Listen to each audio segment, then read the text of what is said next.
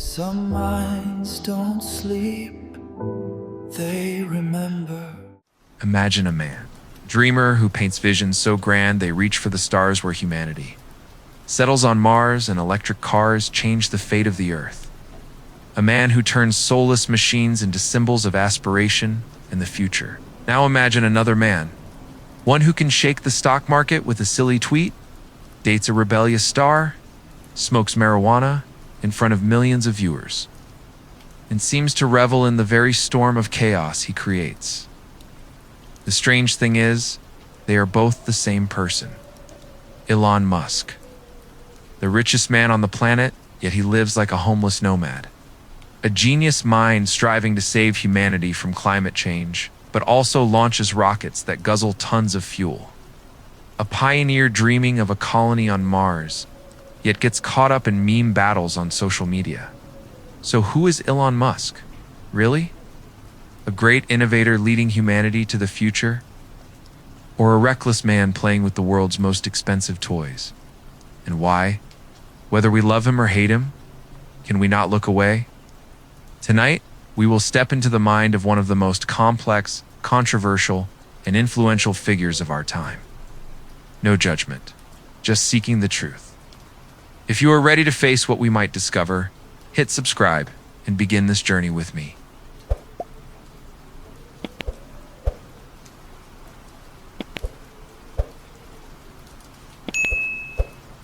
The lonely boy from Pretoria. To understand a person, sometimes we have to rewind the tape of their life. Back to where it all began, not with the stage lights or billion-dollar deals, but in the simple moments where a soul is shaped. Before us is a difficult puzzle, a man who seems to be pieced together from two opposite parts. On one side, the architect of the future, with dreams bigger than an A-list science fiction film. On the other, a rebel, ready to smash every rule, challenge every limit, and sometimes challenge our very own patience when reading his tweets. How can one person contain both? To decode this, we can't start with the gleaming car factories or the brilliant rocket launch pads. No, we must go further, back to a more humble place, where great dreams were so not from ambition, but from a loneliness so deep it makes you want to hug that little boy and take him out for ice cream. Join me as we return to Pretoria, South Africa in the 1980s, a turbulent period where everything seemed to be on the verge of exploding, both literally and figuratively. Imagine a skinny, awkward boy, clumsy as a newborn foal, with messy hair and oversized glasses sliding down his nose. His name was Elon. He wasn't like the other kids, not running around wildly or playing soccer after school. Instead, he was often silent, his eyes bright as headlights but seemingly always looking into a dimension that even Google Maps couldn't find. People said his eyes held the universe, but at the time no one could understand what he was thinking. Perhaps he was calculating how to build a spaceship from a Lego set, who knows. His teachers at school worried he was deaf because he often didn't react when they called his name. They sent him for a hearing test, and his parents, just as confused, took him to the doctor. The result, his hearing was perfectly normal. It was just that the boy was busy listening to other sounds, not the noise of the schoolyard. But the whispers of ideas, of dreams about a world where robots were friends and humans lived among the stars. In other words, while everyone thought he was deaf, he was actually just in airplane mode with the rest of the world. But Ellen's childhood was not a pastel painting of happy picnics. No, it was more like a survival movie. South Africa in the 80s was a harsh place, and his school was an arena where violence and bullying were the main sports. Elon, with his clumsy appearance and his head always in the clouds, became the perfect target for bullies. Once, a group of classmates pushed him down a flight of stairs, then beat him so badly he had to be hospitalized. The physical wounds could heal, but the scars on his soul were like a sad song. They just stayed, echoing forever. When the real world becomes too cruel, what does a child do to survive? He finds a shelter. It's not a secret room or a tree in the garden, but a world of his own creation. And Ellen's world wasn't built of bricks and mortars or outdoor games. It was built from the pages of books. He read everything he could get his hands on, from adventure stories, science books, to thick novels that even adults would shy away from. But what made his heart beat faster was science fiction. The books of Isaac Asimov, with intelligent robots and empires spanning the galaxy. The the writings of Robert Heinlein, Where Humans Conquered Distant Planets, and the wit of Douglas Adams, with cosmic adventures that made you laugh while wondering if you should pack a towel in your backpack, just in case of interplanetary travel. Those books weren't just entertainment. They were fuel, seeds planted in his mind with a fierce belief that humanity was born to do more, to reach further, to not just live but to thrive among the stars. While his friends were busy playing soccer or arguing about who could run faster in the schoolyard, Elon was curled up in a corner of the library or in his room, lost in the pages of a book. In his mind, he was no longer in Pretoria. He was piloting starships, conversing with Aias, or fighting in epic galactic battles. Those books were not just an escape from reality, they were a promise that one day he could make those dreams come true, even if the present was full of punches and jeers. But books weren't the only tool he used to build his world. One day, he discovered something even more magical, something that seemed like magic, but followed strict logic. It was the computer and the power of programming. In the world of code, there was no bullying, no favoritism. If you wrote it correctly, the program ran. If it was wrong, you fixed it. Simple as a math problem, but powerful as a weapon. And for a boy so used to the chaos of the schoolyard, this world was like a paradise. At the age of 12, while his peers were still struggling with math homework or trying to memorize multiplication tables, Elon taught himself to code. He sat for hours in front of a computer screen, a thing that in the 80s looked more like a magic box than a tool, and turned lines of command into reality. The result? A video game called Blastar, a space war where the player controlled a spaceship to shoot down alien enemies. He sent the game to a computer magazine, and they bought it for $500. $500. For a 12-year-old boy, it wasn't just money, it was a golden ticket. An affirmation that the ideas in his head had value, that he could create something the world would notice, even if it was just a computer magazine in South Africa. But Pretoria, with its dusty streets and social unrest, began to feel too small for his dreams. South Africa was not the ideal place for a soul craving freedom and creativity. He began to look across the ocean to a promised land where crazy ideas were not just tolerated but celebrated. That was America, the land of big dreams, where people like him could turn the pages of science fiction into reality. At 17, with a backpack, a few $1,000s, and a heart full of aspirational longing, with a little bit of am I doing the craziest thing of my life? Anxiety, Elon left South Africa. He went to Canada first, where his mother had relatives, and from there continued his journey to the US for college. It wasn't just a trip, it was an escape from a complicated family, where his relationship with his father was like an unsolvable equation. From a volatile society, from the painful memories of his bullied days. In the mid-90s, Elon arrived in Silicon Valley, the mecca for dreamers and coders who lived on coffee. Here, he was no longer the quiet, strange boy. He was part of a world changing faster than you can scroll through a social media feed. With his brother Kimball, Elon founded his first company, Zip2One online business directory with maps, like an ancestor of Google Maps and Yelp, but with a much uglier interface. They worked like madmen, lived in the office, showered at a nearby hostel, and poured their entire souls into the project. 4 years later, in 1999, Zip2 was sold for over $300 million. At 28, Elon pocketed $22 million, enough to buy a fleet of supercars, or at least a house with an infinity pool. For most people, that was the ultimate American dream. But for Elon, it was just the warm-up. He didn't stop to rest or buy a private island. Instead, he poured most of the money into X.com, an online bank with the ambition to change how the world handled money. After a dramatic merger, the kind of drama Hollywood can only dream of, X.com became PayPal, the online payment platform that redefined e-commerce. By 2002, when eBay bought PayPal for $1.5 billion, Elon, as the largest shareholder, pocketed $180 million. He was not yet 31, richer than the protagonist of a movie about millionaires. Put yourself in Elon's shoes at that moment. You're 30, a millionaire, having just conquered Silicon Valley. What would you do? Maybe buy a yacht, travel the world, or at least sleep in for one day without being woken up by work emails. But Elon, he chose to become a true player. This is when his second persona emerged. It's no longer the lonely boy reading in a corner. He became a star of Silicon Valley with a lifestyle that would make even Iron Man jealous. He bought a McLaren F1, a supercar faster than a politician's promise.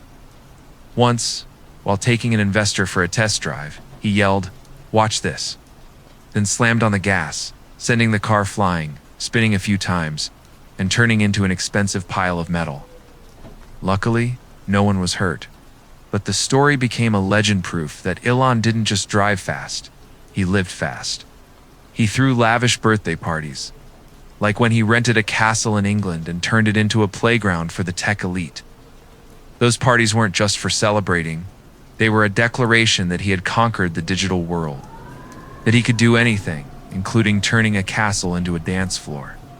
He dated, married, divorced, and became the center of media attention. A Wunderkind, who was both terrifyingly smart and as wild as a rock star.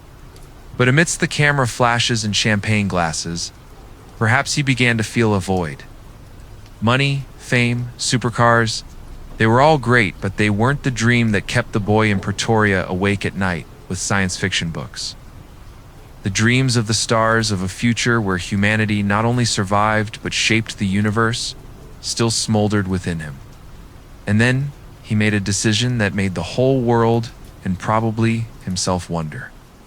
Are you insane? He decided he wouldn't just be a tech millionaire, not just a playboy. He would build rockets. Yes, rockets. The kind of thing that other billionaires only dream of when they're drunk. Do you think the trauma and loneliness of childhood can become the most powerful fire to fuel great success? That the desire to prove oneself, the desire to build a better world, can be a greater motivation than money or fame? Or do you think that, despite having it all, money, power, supercars, a person can still feel empty and will always seek a crazier challenge to feel truly alive? Leave your thoughts in the comments. And in the next part, we will explore the moment Elon Musk bet everything on rockets, turned childhood dreams into reality, and took him from Silicon Valley to the stars, or at least to a launch pad in Texas.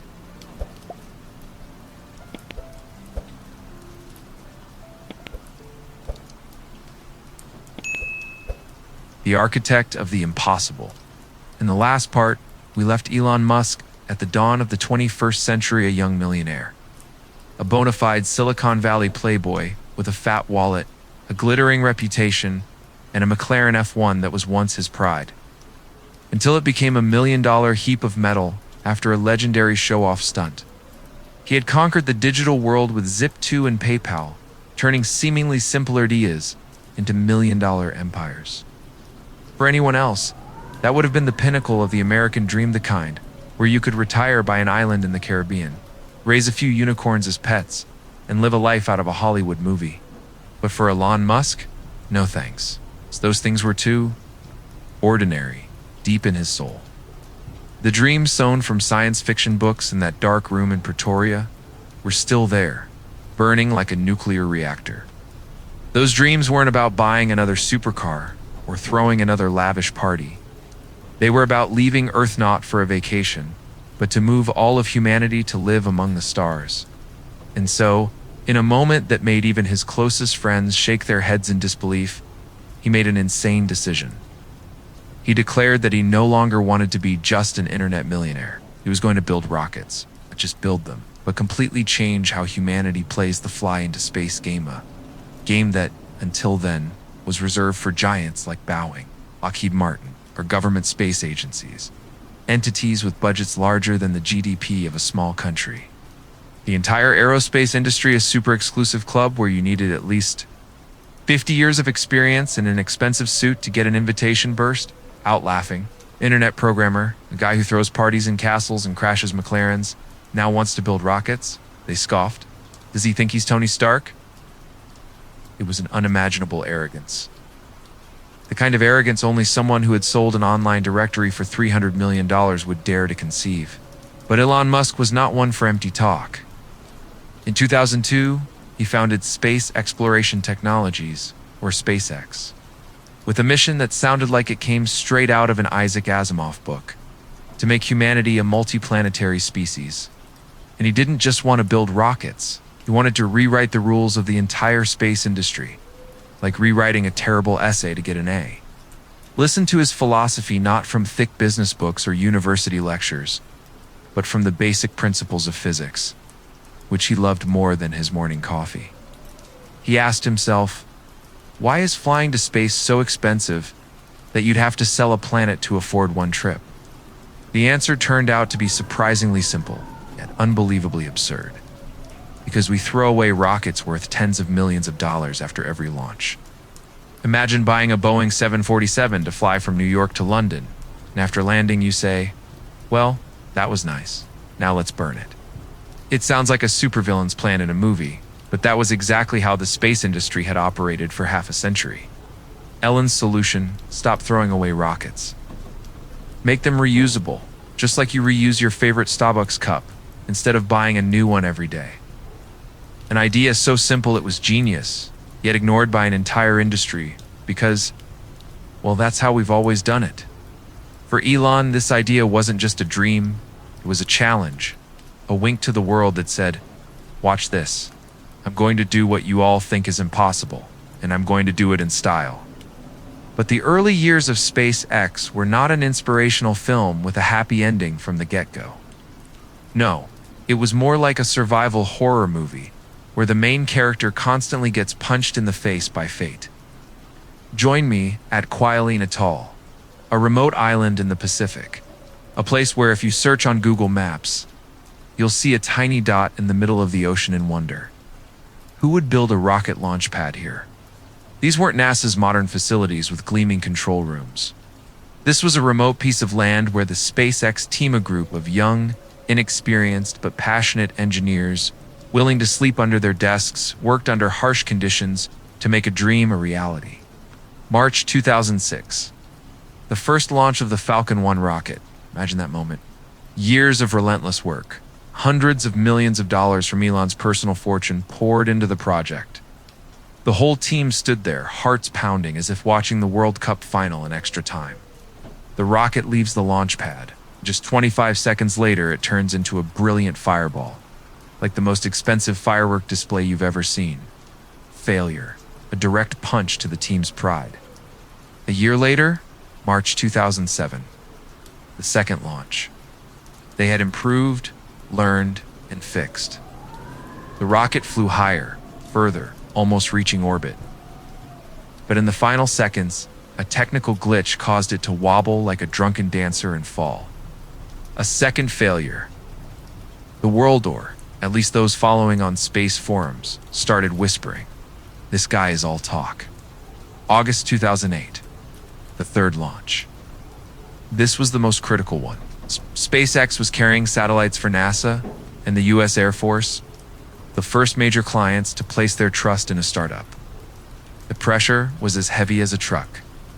But tragedy struck again. Failure in the stage separation system caused the rocket to explode in midair, like an unwanted light show. A third failure, hundreds of millions of dollars, years of effort, were now just a pile of debris floating somewhere in the Pacific. Try to imagine that feeling. 3 consecutive failures. The media called Elon a clown, a fraud with fanciful dreams. Experts in the space industry advised him to pack his bags, go home, and open a coffee shop in Silicon Valley. Even the most loyal SpaceX engineers began to look at each other, wondering, are we following a madman? And the drama wasn't over. At the same time, in California, Elon's other brainchild was on the brink of bankruptcy. The 2008 global financial crisis hit like a tsunami, causing Tesla to burn money faster than a streamer spending on game skins. The Roadster electric cars faced numerous production issues, and the market viewed Tesla as a joke, a startup, daring to challenge the entire automotive industry. Ridiculous. 2008 was the darkest time in Elon Musk's life. He was divorcing his wife, running out of money, and his 2 biggest dreams, SpaceX and Tesla, were dying like 2 patients in the emergency room. He faced a harsh choice: save one company and let the other die. or bet all his remaining money, including funds borrowed from friends in both, with the risk of losing everything, including his reputation. He chose to bet. He poured all his remaining funds into SpaceX and Tesla. Like a poker player pushing all his chips to the center of the table, eyes shut tight and praying. For SpaceX, he only had enough money for one last launch. One last chance to prove that his dream was not a failed circus act. September 2008, back to Kwajalein Island, where the previous failures still haunted like ghosts in a horror movie. The atmosphere this time was not the excitement of the early days. It was the silence of desperation, of people who knew it was all or nothing. The Falcon 1 rocket stood tall on the launch pad like the last warrior in a battle that had been lost 3 times. 5, 4, 3, 2, 1. It flew. The Falcon 1 rocket tore through the sky, broke through every atmospheric layer, and against all odds, all ridicule and tarred Earth's orbit. For the first time in history, a rocket developed by a private company had successfully put an object into space. In that moment, Elon Musk was not the arrogant millionaire or the Silicon Valley playboy. He was an architect, one who had turned the impossible into reality, as if he had just painted a cosmic masterpiece with his own hands. Just a few weeks later, NASA called. They awarded SpaceX a $1.6 billion contract to transport cargo to the International Space Station. That contract didn't just save SpaceX, it gave birth to a private space industry, opening a new era where space dreams were no longer the exclusive privilege of governments. It wasn't just a rocket launch, it was the rebirth of a dream built from the ashes of failure. It was proof that perseverance, even when it sometimes looks like the obsession of someone fixated on science fiction, can change the world. Be honest with yourself tonight. Where is the line between perseverance and blind obsession? If you were Elon Musk, after the 3rd failure, when the whole world told you to stop, when you had lost almost all your money, your reputation, and maybe even faith in yourself, what would you do? Would you dare to push all your chips onto the table, betting on a dream everyone called crazy? Or would you choose a coffee shop in Silicon Valley and a more peaceful life? Leave your thoughts in the comments. A like and subscribe will be your way of telling us that you too believe in the power of those who dare to dream big, even when they are called clowns. Why would someone be willing to risk everything for such a crazy dream? What is Elon Musk's real motivation? In the next part, we won't be talking about rockets or engineering. We will delve into the philosophy that has guided him. The philosophy not just about conquering space, but about shaping the future of humanity. Get ready, because we are about to talk about the Gospel of Mars.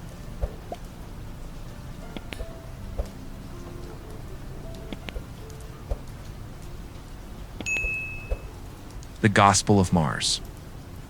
In the previous part, we stood amidst the ashes of failure. 3 failed rocket launches, turning dreams into expensive fireworks. To companies SpaceX and Tesla on the brink of bankruptcy, like 2 ships tossing in a financial storm. A man who had bet everything, money, reputation, and perhaps the last bit of his sanity, on one final gamble. And, like in a Hollywood movie with an unbelievable ending, he won. The Falcon 1 rocket reached orbit, and SpaceX survived to tell the tale. But that victory wasn't just a technical milestone. It raised a bigger, deeper, and somewhat thought-provoking question that makes you want to sit down with a cup of coffee. Why? Why would a person, after making hundreds of millions from the internet, is safe? A high-profit industry that doesn't require you to live on an island in the middle of the Pacific, decide to pour all his money, time, and the patience of his friends into the 2 toughest industries on the planet. Electric cars and rockets? Could have bought a private island, raised a herd of unicorns, and lived the life everyone dreams of, minus having to pay the Wi-Fi bill. So why did he choose a path so full of pain, uncertainty, and what sometimes looked like a marathon with no finish line? To answer that, we must understand that for Elon Musk, this isn't a game about money. No. This is a mission of religious significance. Almost a vow carved on the red rock of Mars. Listen to one of his most famous quotes. "I would like to die on Mars, just not on impact." Let that sink in for a moment. It's not the kind of joke you'd make when stuck in traffic. It's an oath, a declaration more powerful than a TED Talk.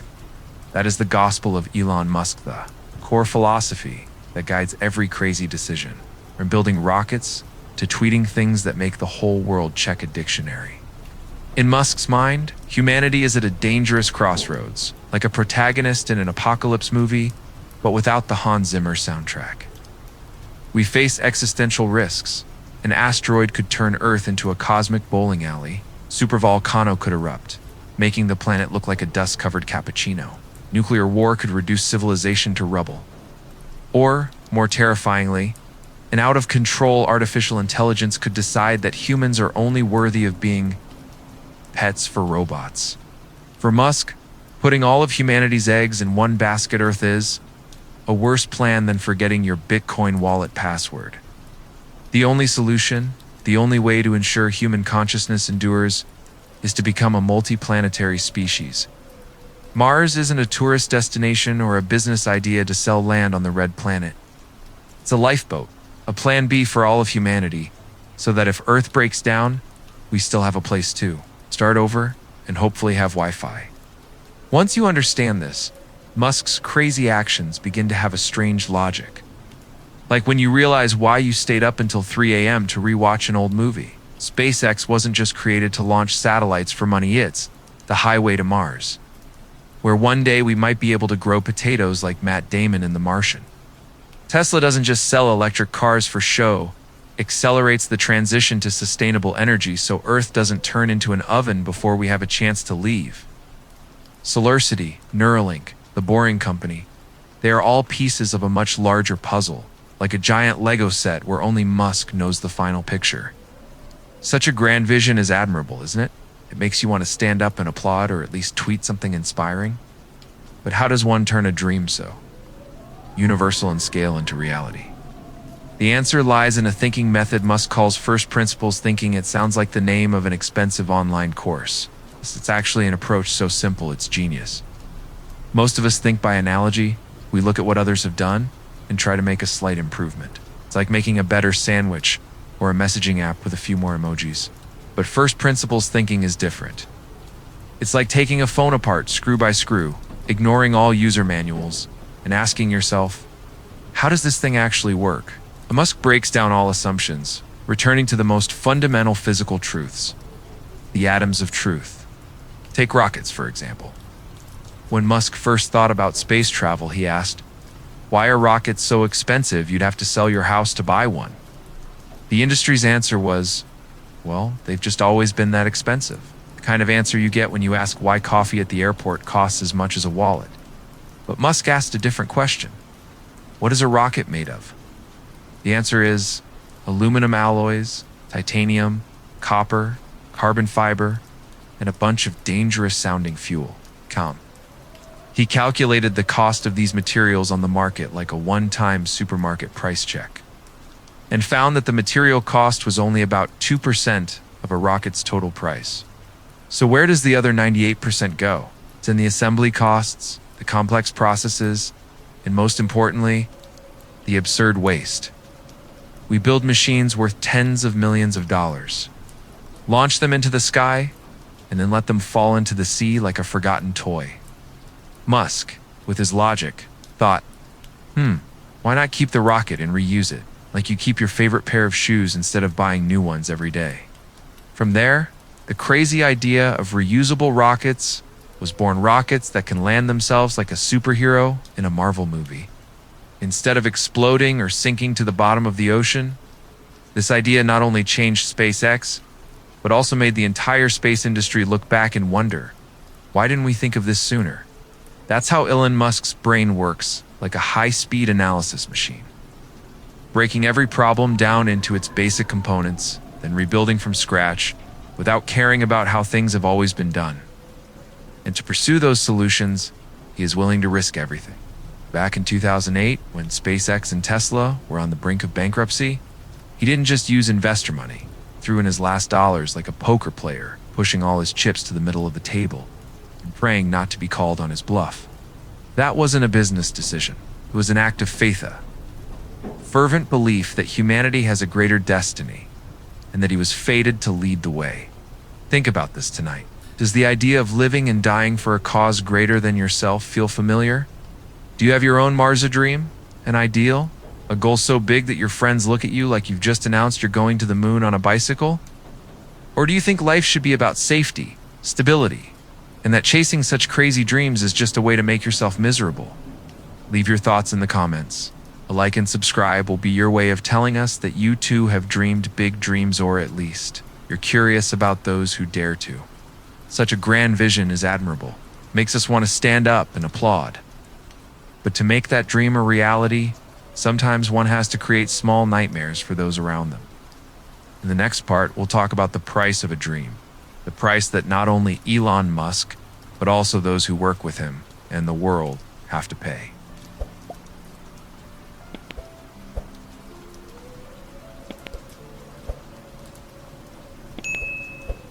The price of a dream. In the previous part, we journeyed to the stars, immersing ourselves in the vision of a man who wants to make humanity a multi-planetary species. We talked about the gospel, from Mars philosophy, built on pure first principles thinking, on the unshakable belief that humanity's future is not confined to Earth. It's an inspiring vision, one that makes us believe that perhaps one day humanity will reach new horizons, writing epic chapters among the stars. But to make such a grand dream a reality, what is the price? To build the machines that will take us to the future, sometimes one must create small nightmares for those around them. Stories of glory often come with scars, not just for the pioneer, but for those who follow him, those who sacrificed so that the dream could live. Tonight, we will no longer speak of the stars. We will return to Earth, where ordinary people work, struggle, and sometimes suffer to turn impossible ideas into reality. We will talk about the price of a dream.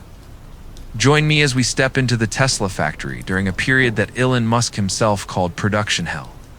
This was the 2017 to 2018 period, when Tesla was struggling to mass-produce the Model 3, the electric car expected to transform the company from a niche brand into an automotive giant. This was the gamble that would determine Tesla's survival. If it failed, the company would collapse, and the dream of a future independent of fossil fuels would vanish. The pressure at that time was unimaginable. All eyes, from investors, the media, to the public, were on Elon Musk and his team. And under that pressure, the man once hailed as an architect of the future transformed into a despotic general, a leader willing to do anything to achieve his goal. Imagine the stories told by the employees who were there, who lived through those unforgettable days in the Tesla factory. They spoke of an Elon Musk sleeping right on the factory floor, in a sleeping bag for weeks on end, never leaving the production line. But he didn't just demand this of himself.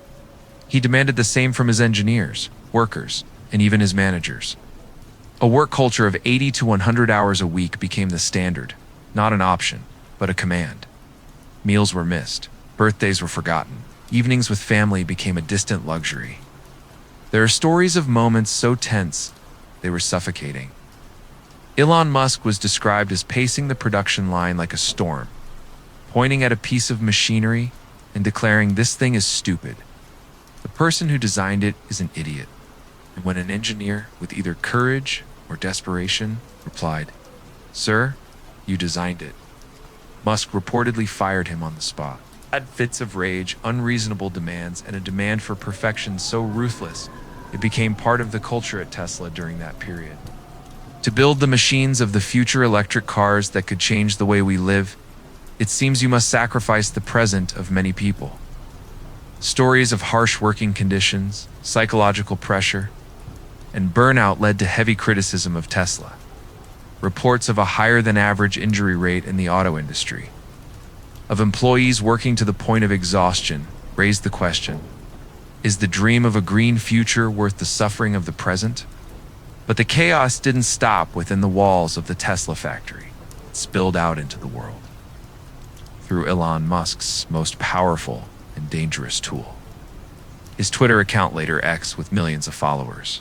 Each of Musk's tweets could shake the market, shape public opinion, and even change the fate of industries. Let's go back to 2018. a moment that has become legendary in the Musk saga.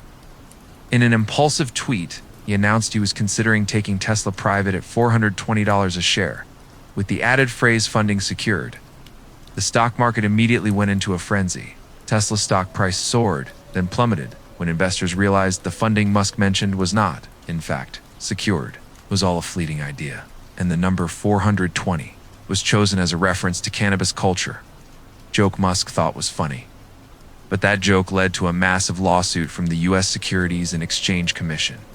Musk was forced to step down as chairman of the Tesla board and pay a multi-million-dollar fine. Tesla, the company he had poured his heart and soul into, was on the verge of collapse because of a single tweet. And that's not all. Power on social media extended to the cryptocurrency market. A tweet with a picture of a Shiba Inu dog could cause the price of Dogecoin to skyrocket by double-digit percentages in hours. Statement that Tesla would accept Bitcoin as a payment method, only to be retracted later, could create tsunamis in a market worth trillions of dollars. He wasn't just a businessman, not just a tech leader. He'd become a digital god, a person who could create or destroy fortunes with just 280 characters. This brings us to a paradox, a deep and difficult ethical question. How do we reconcile the two people within the same individual? A man trying to save the world from climate change with electric cars, yet runs factories criticized for harsh labor conditions. A man who talks about a bright future on Mars, yet engages in what is seen as childish, irresponsible behavior on social media. A man who inspires millions with his vision, but at the same time makes those who work for him pay the price with their health, time, and sometimes even their self-respect. Be honest with yourself tonight. Do you think that to create great change, a leader must sometimes be a little ruthless? That greatness cannot be born from compromise or simple kindness? Or do you believe that the ends, no matter how noble, can never justify the means? That a better future cannot be built on a foundation of suffering in the present? Leave your thoughts in the comments. Like and subscribe will show that you too are pondering these difficult questions. Elon Musk conquered the auto industry with Tesla. He shook up the aerospace industry with SpaceX. But his biggest, most ambitious, and perhaps most dangerous battle lies in a different space. Not the physical space of factories or launch pads, but the space of ideas, of information, of the whispers that shape the world. In the next part, we will talk about the digital king, about Elon Musk's journey to conquer the kingdom of ideas, and the price the whole world pays when one man holds too much power.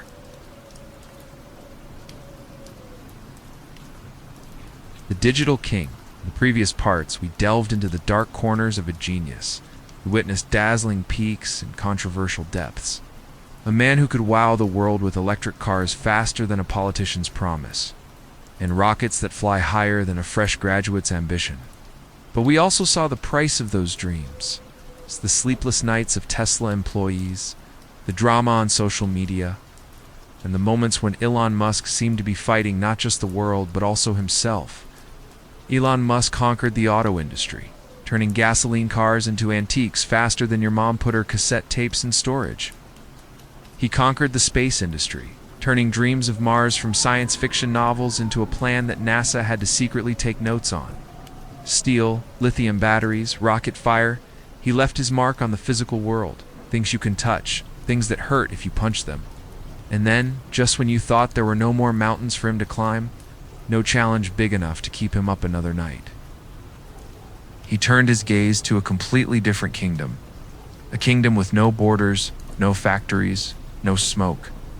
But with more power than all of those things combined, the kingdom of information, of ideas, of the fiery debates on social media, where a single status update can bring down a company, or make the whole world roar with laughter at a Shiba Inu wearing a cowboy hat. In 2022, Elon Musk decided he wanted to be the king of this kingdom. And no, he didn't just want a seat on the board. He wanted the throne. Let's call Elon Musk's acquisition of Twitter a Hollywood blockbuster, but directed by someone who never reads the script beforehand. It was like a circus performance with all sorts of drama, from unexpected twists, legal showdowns, to moments where you just want to turn off the TV and scream, "The hell is going on?" Let's rewind the tape a bit. First, Elon quietly bought Twitter shares, becoming the largest shareholder, like a digital ninja sneaking in unnoticed. Then he was offered a seat on the board, but he refused, because why sit in the passenger seat when you can pilot the whole ship? Next, he announced he would buy all of Twitter for $44 billion. It's a number so large you could buy a small country, or at least an island to party with all your friends on X. But then, as if to stay true to his brand of intentional chaos, he threatened to cancel the deal, dragging Twitter to court. The legal battle unfolded like a heavyweight boxing match, with punches thrown via legal documents and counterpunches via tweets. Finally, in October 2022, he walked through the doors of Twitter's headquarters, not with a lengthy speech, not with a dapper suit, but with a sink in his hands. Let that sink in. A joke, a metaphor, and a declaration all in one. If you don't get it, let me explain. Elon Musk didn't just buy Twitter. He was sending a message that he was going to clean house his way. If you thought that was a joke, then get ready, because the comedy was just beginning. Immediately, he fired a slew of Twitter's top executives, faster than you can unfollow someone after they post too many selfies. More than half of the company's employees were laid off, making the Twitter office look like a ghost town after a single night's raid. Content moderation rules were loosened, and Twitter, a name that had become a verb in the pop culture dictionary, was erased, placed by a single, mysterious, and arrogant letter: X. Why? Why would someone spend $44 billion? It's an amount you could use to build a theme park dedicated to yourself too. By a platform struggling with profitability and riddled with culture wars. The answer isn't about money. It's not about fame. It's about ambition. Elon Musk's ambition wasn't just to own Twitter. He wanted to create something much bigger, something he calls the Everything app. Think of China's WeChat, super app where you can do everything.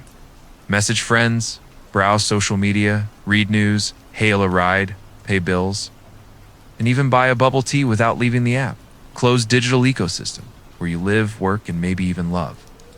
Elon wants X to be its Western version, global digital town square, where there are not only debates about everything from politics to the best way to make bread, but also where you can shop, invest, and maybe even book a ticket to Mars.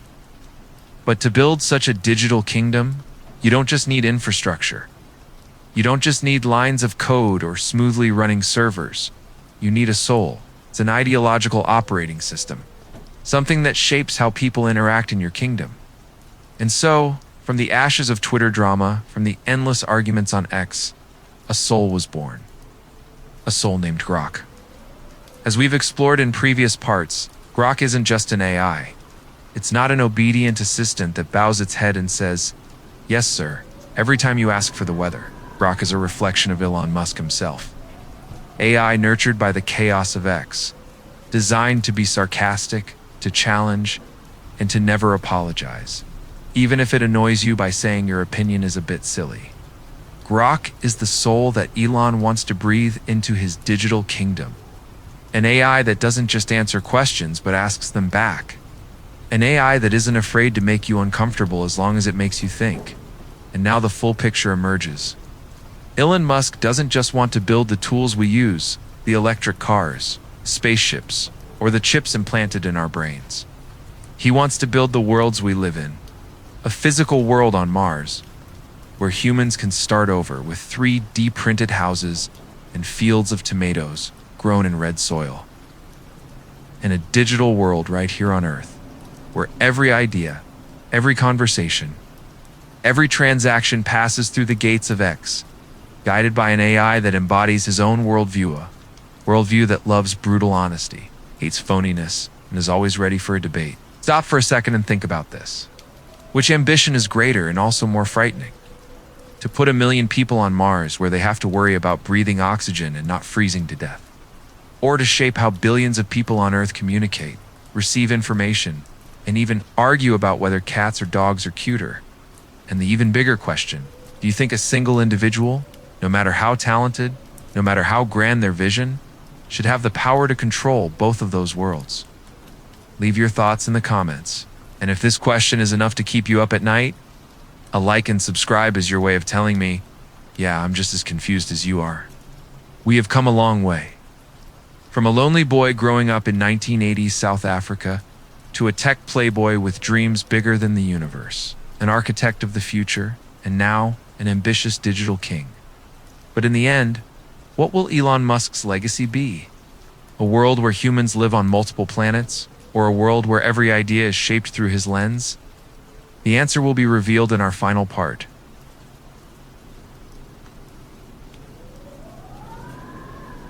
Saint O, our sinner, genius, or gambler. And so, we have reached the final chapter of this long journey. Together, we have crossed the sun-scorched deserts of South Africa, where a lonely boy once dreamed of the stars.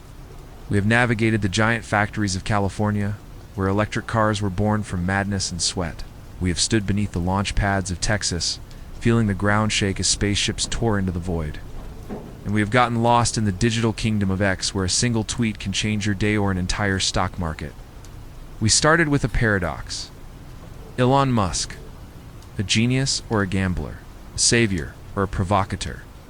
And now, after traversing the dazzling heights and controversial depths, that paradox has not disappeared. It has only grown larger, more tangled, and somewhat funnier. Because honestly, Elon Musk could make the whole world want to give him an Olympic gold medal and throw him into a meeting room to teach him how to tweet more politely at the same time.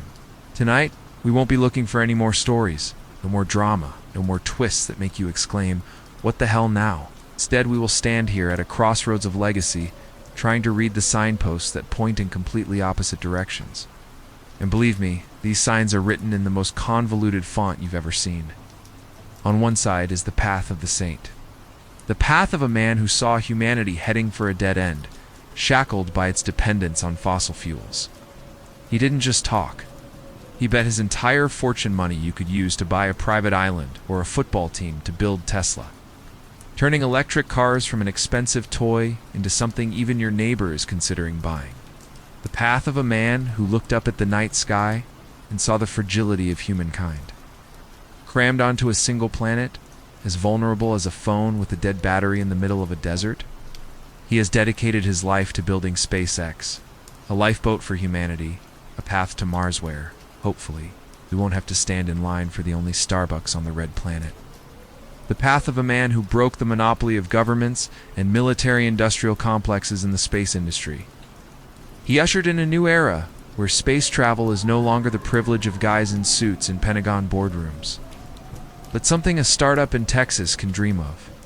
But then, just as you think you're ready to canonize him, to erect a statue in the central square, you look to the other side of the crossroads. And that is the path of the sinner. The path of a ruthless capitalist who runs factories where employees must work like machines, with schedules more grueling than a college finals week.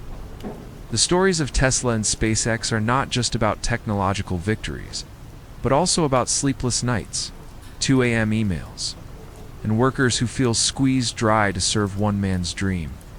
The path of a manipulator who can use 280 characters, are sometimes just a smiley face emoji to shake the stock market, making small-time investors laugh and cry as their accounts dance like the waveform of an EDM track. The path of a man who, in an effort to protect free speech on X, has inadvertently, intentionally, opened a space where misinformation and toxic debates can spread faster than a TikTok video of a dancing cat.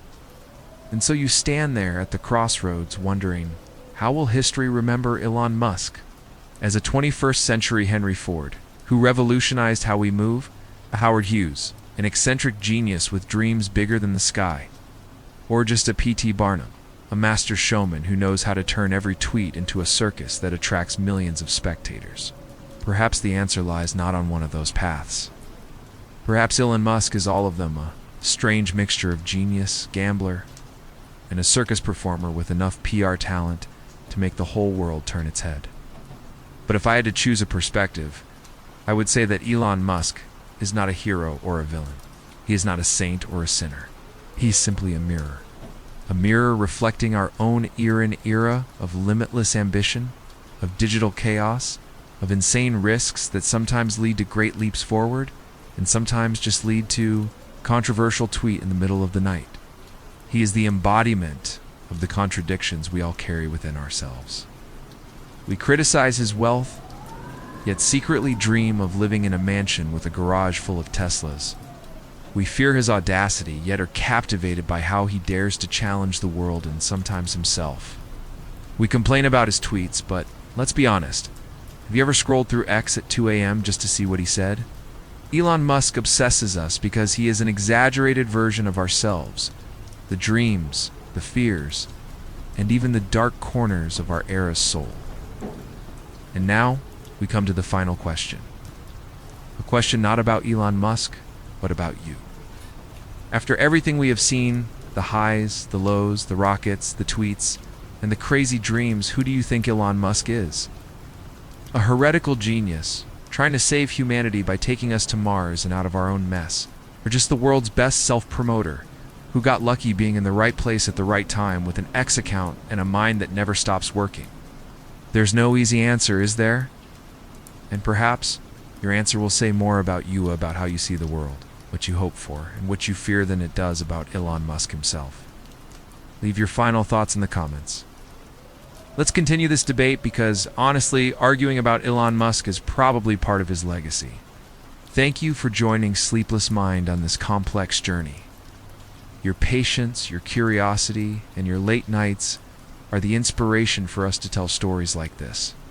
If you found this series worth losing sleep over, please leave a like and subscribe. We have many long nights ahead, and I hope you will continue to be here with me to explore the big questions of our time. It's very late now. Whether you love or hate Elon Musk, one thing is undeniable.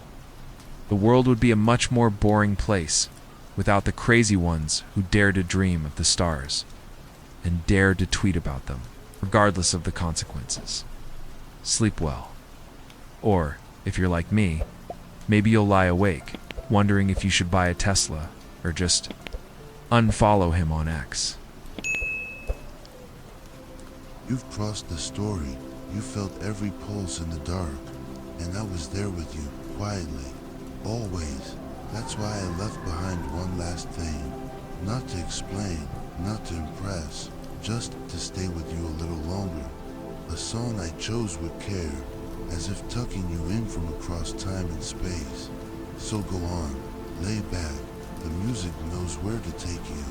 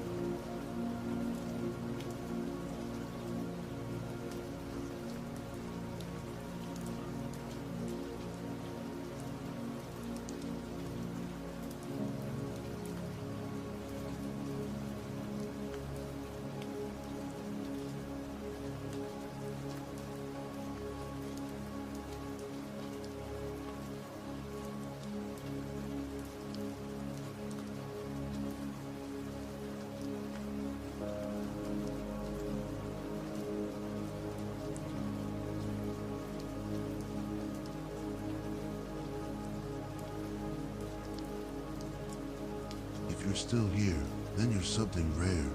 Not many stay this long. So, thank you for choosing to stay. I'm here too, still awake, surrounded by the quiet glow of my editing screen, shaping the next stories just for you. If there's anything you want to leave behind, a whisper, a suggestion, even just a symbol, drop it in the comments. Because maybe, tomorrow night, you'll hear yourself echoed in a story that's never been told before.